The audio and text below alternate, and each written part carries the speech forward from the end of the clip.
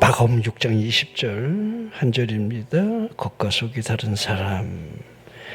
헤롯이 요한을 의롭고 거룩한 사람으로 알고 두려워하여 보호하며 또 그의 말을 들을 때에 크게 번민을 하면서도 달갑게 들음이러라. 아멘. 자, 헤롯이 세례 요한에 대해서 어떻게 평가하고 있는지를 이 본문 한 절의 말씀이 잘 보여주고 있습니다. 자, 그를 의로운 사람으로 거룩한 사람으로 알았다. 그러므로 헤롯이라 할지라도 세례 요한을 두려워했다. 이렇게 하고 있습니다. 우리 세례 요한을 보면 그는 자신의 위치에 대해서 분명히 알고 있는 사람으로 살았습니다. 오실 그리스도에 대하여 또 증언하는 그 일이나 그 모든 삶의 방향이 자신의 영광을 구한 적이 없었다는 거지요. 자신을 드러내거나 자신을 나타내는 일을 하지 않았다는 사실을 우리는 잘 알고 있는 거지요. 자, 세례 요한이 이렇게 말하고 있습니다. 신랑의 음성을 듣고 있는 친구로서 자신은 기뻐하고 있다. 요한복음 3장 29절이지요. 신부를 취하는 자는 신랑이나 소서 신랑의 음성을 듣는 친구가 크게 기뻐하나니 나는 이러한 기쁨으로 충만하였노라. 자, 어떻게 이렇게 여러분들 표현할 수 있겠습니까? 자신의 영광을 구하는 그 어떠한 행위가 없다는 사실을 잘 보여주고 있고 30절 보면 아예 이렇게 표현하고 있지요. 그는 흥하여야 하겠고 그는 그리스도를 설명하는데 그분만이 흥하고 자신이 세해야 한다는 사실을 설명을 하고 있습니다. 자, 이게 세례 요한의 모습이었다. 자, 그러면 이 헤롯이나 세례 요한을 비교를 해본다면 헤롯은 위대한 군주를 할 수가 있고 세례 요한은 그저 광야에 위치는 설교자였다. 이렇게 할 수가 있습니다. 하지만 세례 요한을 보라는 거예요. 그 어떠한 군주보다 더 군주다운 모습을 보여주고 있는 겁니다.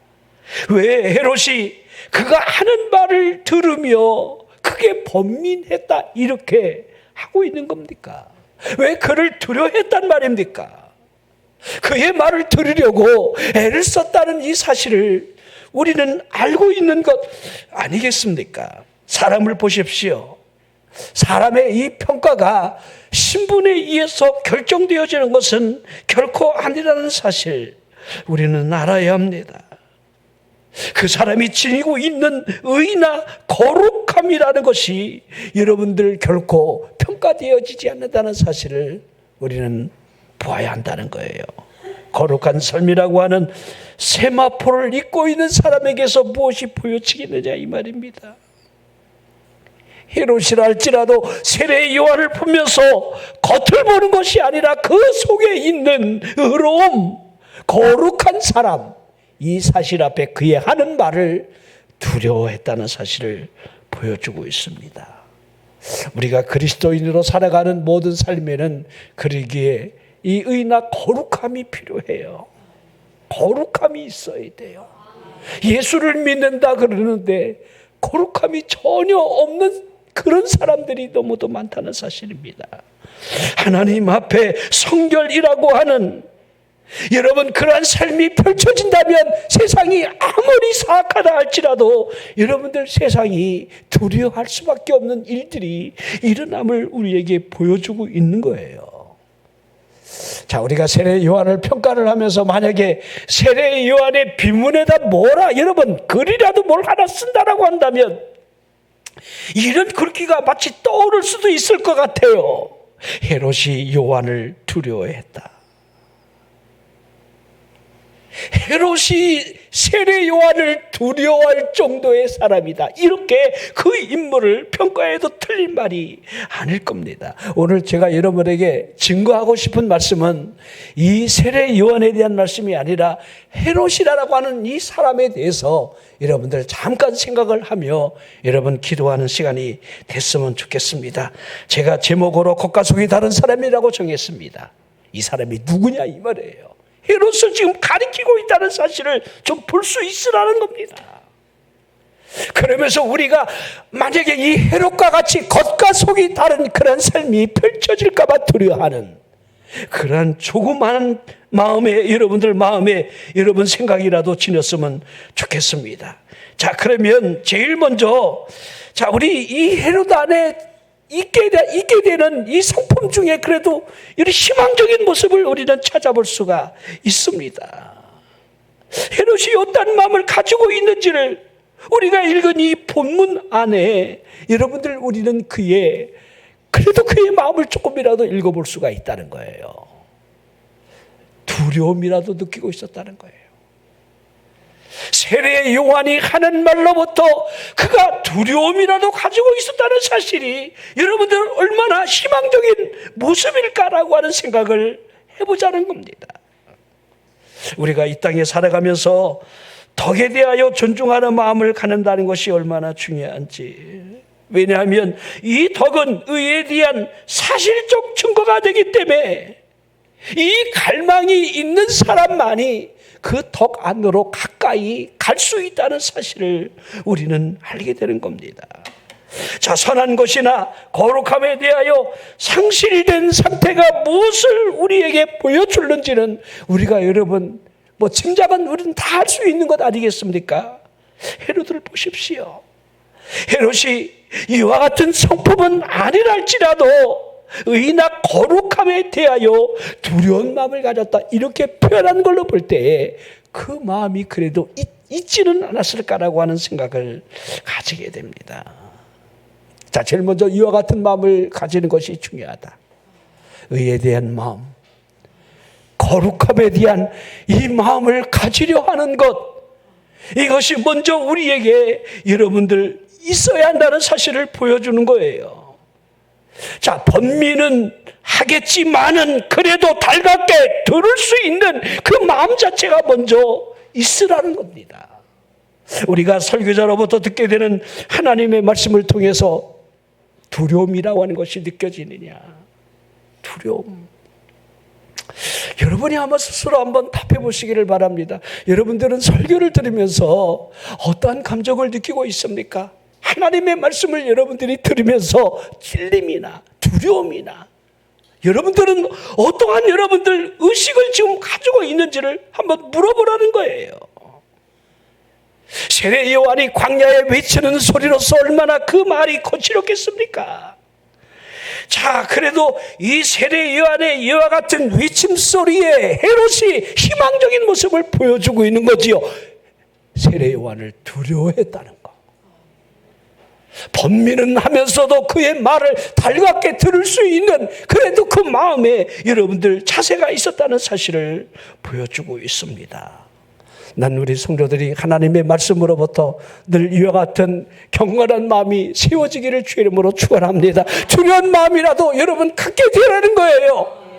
여러분이 혼돈은 있다 할지라도 하나님의 말씀을 대하면서 그 말씀이 그러한가요? 베레아 사람처럼은 아니다 할지라도 여러분들 하나님의 말씀을 그와 같은 자세로 우리가 받아야 한다는 사실을 보여주고 있습니다. 자, 우리 세례 요한이 헤롯 왕에 대한 이 개인적인 사생활을 거침없이 그 죄를 지적을 했습니다. 동생의 아내를 취하는 것이 죄라는 사실을 그대로 대놓고 여러분들 이제 말을 한 거지요. 자, 헤로디아와 이 살로메가 얼마나 악한 여인인 줄은 우리가 너무도 잘 알고 있습니다.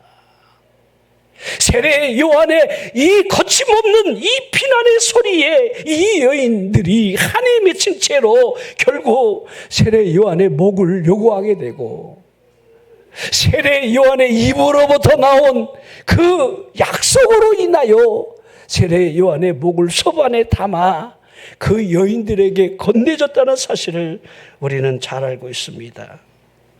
이 노골적인 이와 같은 개인적인 삶의 죄악에 대해서 지적하는 세례 요한으로부터 번민했다는 것은 분명한 사실일 겁니다. 헤롯은 그가 의로운 사람으로 거룩한 사람으로 여겼기 때문에 그를 두려워했습니다. 우리가 하나님의 말씀을 들을 때에, 설교자로부터 하나님의 말씀을 들을 때에 하나님의 말씀으로부터 우리들이 여러분 두려움이라도 느끼는 것이 얼마나 당연하겠습니까? 세례 요한처럼 이 설교자가 여러분 개인적 하나하나 여러분들 죄에 대해서 누가 여러분 지적하는 설교를 하겠습니까? 그렇게 하지는 않을 겁니다. 설교자가 하는 이 하나님의 말씀으로부터 여러분들 우리가 거부하는 마음까지는 여러분 가질 필요가 없다는 사실을 여러분들이 한번 늘 가져야 한다는 거예요. 거부는 하지 말라는 거예요. 믿어지지 않는 것까지는 여러분들 제가 어떻게 책임을 묻히지만은 거부하려는 마음까지는 가지면 안 된다는 겁니다. 자, 지금 예배 자리에 우리가 앉아 있을 때에 하나님의 말씀을 우리가 늘 듣게 됩니다. 여러분들이 새벽 예배부터 나와 여러분 한 주일 동안 듣는 경건 생활에 얼마나 많은 하나님의 말씀을 여러분 듣겠습니까? 하나님의 말씀이 부족하다 이렇게 할 수는 없습니다. 듣고 또 듣고 그것도 부족하면 여러분 유튜브를 통해서 원하는 목사님의 설교를 지금은 마음껏 들을 수 있는 그런 시대에 우리가 살아가고 있습니다. 하지만 들었던 그 말씀이 내가 그 말씀으로부터 어떠한 반응을 보이느냐, 이것은 우리의 몫이 되어야 한다는 거예요. 우리가 하나님의 말씀을 수없이 듣지만은 그것이 하나님의 말씀으로 듣는 것, 이 듣는 것 자체로 여러분 끝을 내면 안 된다는 사실을 우리는 알아야 돼요. 들었던 것이 그냥 믿음이다 이렇게 우리가 착각하면 안 된다는 사실을 우리는 알아야 되는 거예요. 세례 요한으로부터 들었던 그 말씀이 헤롯에게 어떤 영향을 주었는지는 잘 모르겠습니다. 만약에 들었던 그 말씀으로부터 부당한 세금을 징수하는 이 세리들을 해고를 만약에 한다고 한다면, 불쌍한 고아 가보들을 위해서 관대한 정책을 이 헤롯이 만약에 말씀을 들음으로 펼칠 수 있었다라고 한다면, 자비롭지 못한 이 법들로부터 국률의 법을 제정함으로 말미암아 선한 영향력을 그가 만약에 행했다라고 한다면 헤롯은 성공적인 정치인으로 훗날 후대가 그를 기억했을 것입니다. 하지만 헤롯을 보라는 거예요. 헤롯은 그냥 헤롯이었다는 거예요. 우리가 여러분 등장하는 이 헤롯을 보면서 헤롯은 그냥 헤롯일 뿐이었다. 헤롯이 세례 요한이라고 하는 선지자를 통해서 하나님의 말씀을 귀로 듣기는 듣지만은, 하지만 그의 의로움이나 거룩함을 알기에 여러분 말씀을 듣고 번민하기도 하고 그를 두려워하기도 했지만은, 그러나 헤롯은 거기까지였다는 것을 우리에게 그대로 보여주고 있습니다. 자, 우리가 이 헤롯을 보면서 양심의 가책을 느꼈으리라는 생각은 충분히 해볼 수가 있습니다. 번민이라는 단어가 무슨 의미가 되겠습니까? 이게 헬라 원문에 보면 크게 머뭇거렸다라는 의미가 여러분들 되는 겁니다. 머뭇거리라는 이 행동으로부터 양면이 있다는 사실을 그대로 보여주고 있는 거지요. 거룩한 사람이 되고 싶은 그 마음으로부터 현실적으로 부딪혀야 하는 이성적인 헤로디아를 사랑하는 이 사랑으로부터 이 헤롯은 계속 충돌하고 있었다는 사실을 보여주고 있습니다.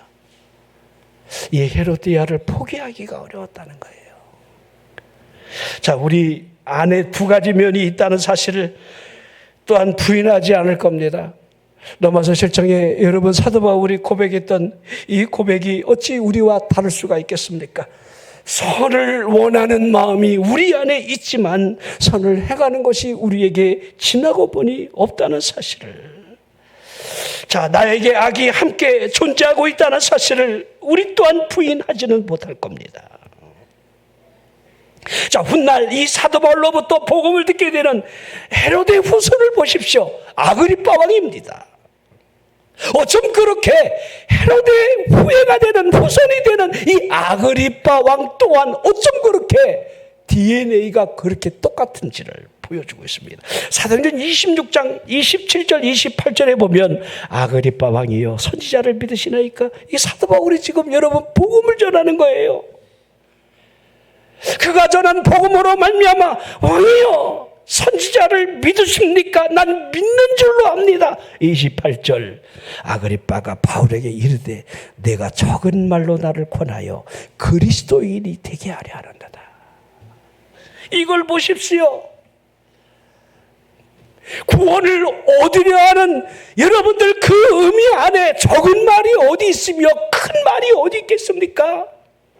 여러분 복음 안에 증거되는 하나님의 말씀으로부터 적은 소리가 어디 있으며 큰 소리가 어디에 있겠습니까? 우리가 설교를 통해서 여러분이 하나님의 말씀을 듣는다라고 한다면 큰 은혜가 무엇이며 작은 은혜가 무엇이겠습니까? 그건 아무런 의미가 없다는 거예요. 그러기에 여러분 하나님의 말씀을 들으면서 설득당할 뻔한 사람으로 남아있으면 얼마나 두렵다는 사실을 여러분 보여주고 있는 겁니다. 저는 목사로서 개인적으로 우리 성도들이 설득당했으면 좋겠습니다. 설득을 좀 당했으면 좋겠어요. 설득당할 뻔했다 하지 말고 설득당하십시오. 설득하는 게 어려워요. 설득당할 뻔했다 여기까지 가도 좋을 것 같아요. 이 아그리빠 왕이 지금 거기까지는 간 거지요. 자, 우리 또한 어찌 다르겠습니까? 말씀을 통해서 결심해야 할 선택의 길에서 우리가 얼마나 우물쭈물하는지, 왜 로데처럼 여러분 왜 뒤를 돌아봐야 하는 소금기둥의 현실이 우리 앞에 있어야만 하는지를 우리는 동일하게 여러분들 체험을 할 수도 있다는 사실을 보라는 겁니다. 우리가 살아가는 현실 안에서 선한 것이 있고 육신이 좋아하는 것이 있을 때에 어느 쪽으로 우리가 기울어지고 있느냐라고 하는 성향의 문제, 이건 여러분이나 저나 여러분들 동일하다고 생각을 하게 됩니다. 분명한 사실 한 가지는 이 성향 때문에 올가미에 걸려있는 새와 같은 모습을 하고 있을 수도 있다는 겁니다. 정욕이라고 하는 그물로부터 여러분 날아가고 싶어도 걸려서 여러분 날아가지 못하는 그런 모습들을 우리에게 그대로 보여주고 있습니다.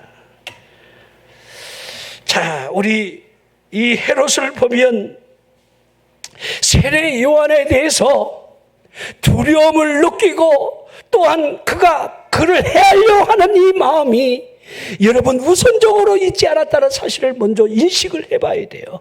그를 보호하고 싶은 마음이 왜 없었겠느냐, 그렇게 충분히 우리는 이해해 볼 수도 있어요. 그렇죠? 그런데 세례 요한이 증거하는 복음으로부터 그의 귀가 크게 열려지지 않았다는 사실을 우리는 볼 수가 있습니다. 세례 요한이 광야에서 외치는 자의 소리로 여러분 그리스도가 오실 것에 대하여 얼마나 여러분 강조를 했습니까? 그의 증언으로부터 들었던 그 수없는 말씀들이 무엇을 지금 보여주고 있는지, 그리스도를 여러분 증거하고 있다는 사실을, 이게 복음이라는 사실을 그가 여러분 모를 리가 없습니다. 자, 그런데 이 마지막 때 그의 모습을 보십시오. 십자가에 지시는 그 그리스도를 바라보면서 여러분 빌라도가 여러분 헤롯과 딜을 하면서 사이가 좋지 않은데 정치적으로 여러분 빌라도가 여러분 정치적으로 헤롯에게 여러분 이 갈릴리 지역에 있는 그를 보여줌으로 환심을 사기 위해서 예수 그리스도를 그에게 보내는 그 장면들을 우리는 보게 됩니다. 우리 평소에 우리 예수님이 헤롯에 대해서 무엇이라 했는지를 성경은 잘 가르쳐주고 있습니다. 누가 13장 32절 보십시오. 이르시되 너희는 가서 저 여우에게 이르되 오늘과 내일은 내가 귀신을 쫓아내며 병을 고치다가 제3일에는 완전하여 지리라 하라. 자 여러분, 이 예수님이 지금 이 헤롯에 대하여 가서 저 여우에게 이르라, 이렇게 직접 헤롯을 여우와 같다 이렇게 말씀을 하셨습니다. 자, 여호라는 이 표현 안에 얼마나 여러분 술수에 능하고 이기적인 여러분들 삶이 그 안에 펼쳐져 있음을 보여주고 있는 거지요. 여호와 같은 행위로 말미암아 천국 가기를 원하지만은 걸어가고 있는 이 방향이 전혀 다르다는 사실을 그대로 보여주고 있습니다.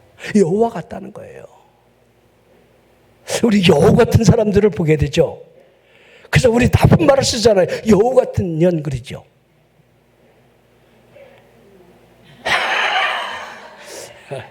그러죠. 놈도 있죠. 놈은 늑대로 표현하지만은 여러분 이게 여호와 같은 이 마음으로부터 우리가 충분히 느낄 수 있는 것은요. 만약에 이 세례 요한이 헤롯에 대하여 제4계명에 대해서 강론을 했다라고 한다면 아멘 그렇지요. 이렇게 했을지도 몰라요. 근데 지금 세례 요한이 헤롯에 대하여 7계명을 설명하고 있는 거죠.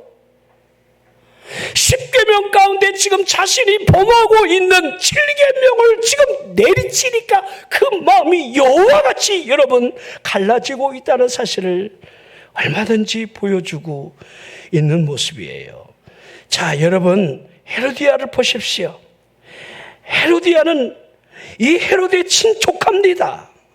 또한 헤롯의 동생인 이 자신의 동생과 결혼한 사람이에요.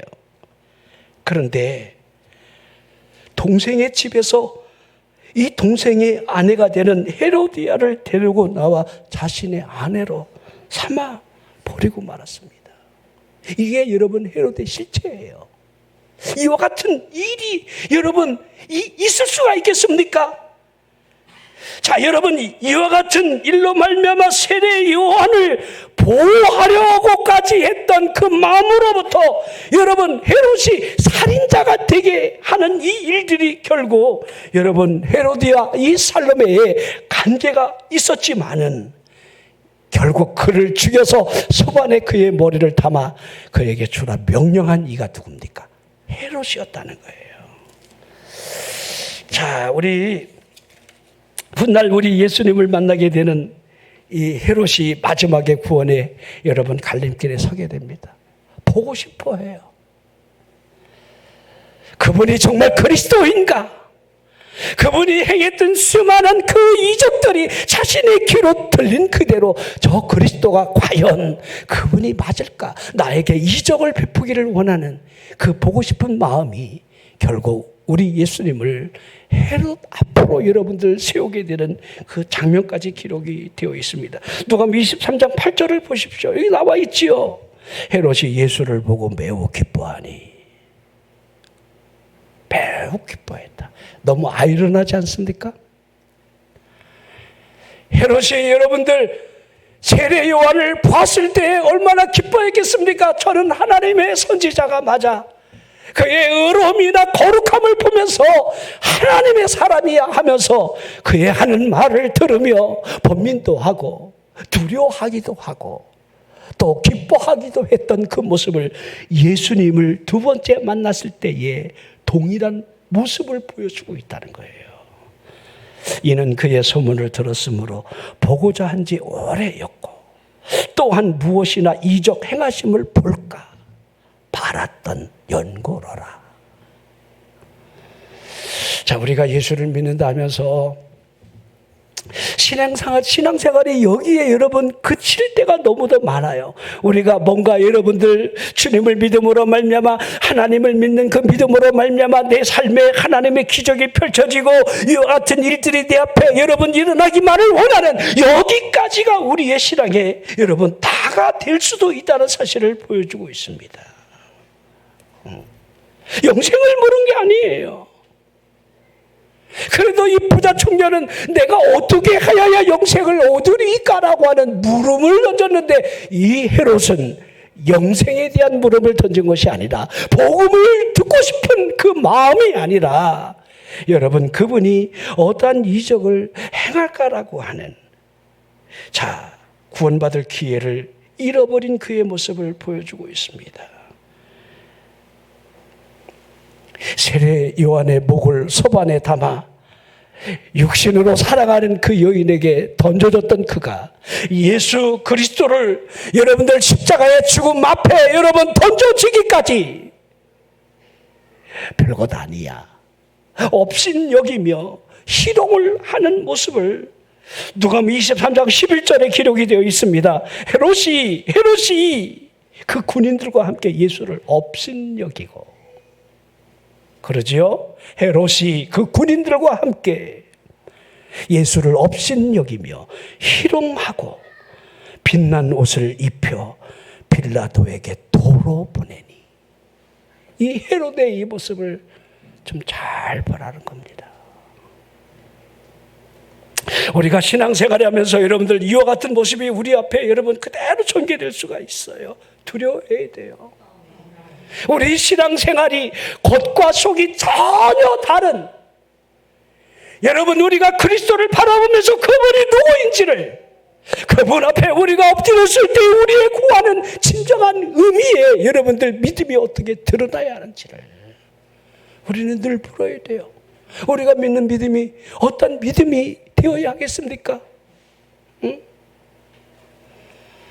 우리 헤롯을 보면서 여러분들 우리가 겉과 속이 다른 그 모습을 하고 있지는 않은지 두렵게 생각해야 합니다. 하나님이 살아계신다 이렇게 우리가 믿는다라고 한다면 전능하신 그 하나님 앞에 우리는 온전히 서 있어야 돼요. 한번 뒤돌아봅시다. 우리의 삶에 하나님이 어떻게 그렇게 정확하게, 다 개인적인 여러분들 체험이요, 개인적인 여러분 간증이 되겠지만은 우리가 아는 대로, 우리가 보는 대로 하나님께서 어떻게 그렇게 정확하게 섭리하고 이끌어가는지를. 우리 환갑날 제주도에서 1년 전에 표를 끊어놓고 기대하고 기다리던 그날을 앞에 두고 누군가가 장례를 치르게 된다면 들어갈 수도 없고 나올 수도 없고, 섬이라는 곳은요 내 마음대로 들어가도 나올 땐 내 마음대로 못 나와. 어떨 때 울릉도도 저도 가봤습니다만은 울릉도 한번 들어가잖아요. 나올 때 내 마음대로 못 나와요. 풍랑이 일면 일주일씩도 갇혀 있어야 돼요. 그런 곳이 섬이에요. 그건 아무도 몰라요. 우리가 내가 이것저것을 하리라 아무리 계획을 세워도 하나님의 섭리, 하나님의 은혜가 아니면 아무것도 아니라는 거. 근데 어쩜 그렇게 하나님이 정확하게 하나님이 우리의 외마디 소리가 아무것도 아닌 것 같지만은 하나님이 그분 그 운명을 눈앞에 두고 임종 예배를 다 하나님이 허락하시고 평안한 시간에 다 하나님이 때를 맞춰 주시는지. 여러분들 아무 걱정하지 마십시오. 우리 편안한 때 다 가게 돼 있으니까 아무 걱정하지 마시고 단지 겉과 속이 다를까 봐 두려워하십시오. 하나님을 두려워하는 마음이 있는 반면에 내가 여러분들 정말 하나님의 역사를 바라보고 여러분 믿고 따라가지 못하는 삶의 현실이, 이 정욕이, 육신이 우리를 이끌어가지 못하도록 우리 헤롯과 같은 삶은 우리 살아가지 맙시다. 기도하겠습니다.